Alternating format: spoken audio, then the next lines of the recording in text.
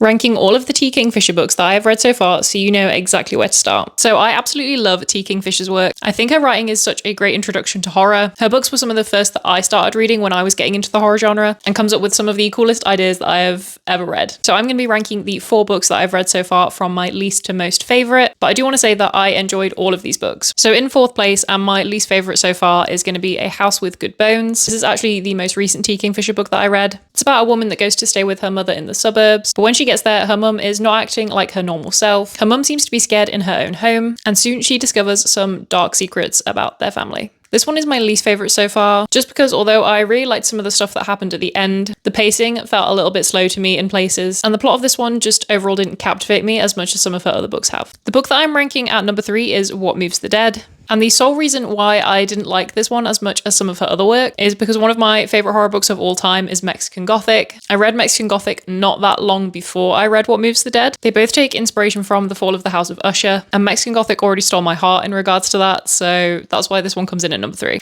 Then in 2nd place we have The Twisted Ones. This was the first ever T. Kingfisher book that I read, and the first book I think to ever jump scare me. I did not realise that was possible until I read this. This one follows a woman and her dog going to clear out her grandmother's house. She lived in quite an isolated place in the forest, and when she gets there she finds her step-grandfather's journals, and in them he details these creatures that apparently live in the woods, which she soon comes face to face with herself. Then lastly, in 1st place, and my favourite T. Kingfisher book that I've read so far, is The Hollow Places. This one follows Cara, who goes to stay at her uncle's strange museum, and in this museum she finds a bunker that leads to a world filled with doors. These doors lead to very strange and peculiar places, but not only that, this world is haunted by creatures that seem to hear your thoughts, and the more you think about them, the stronger they become.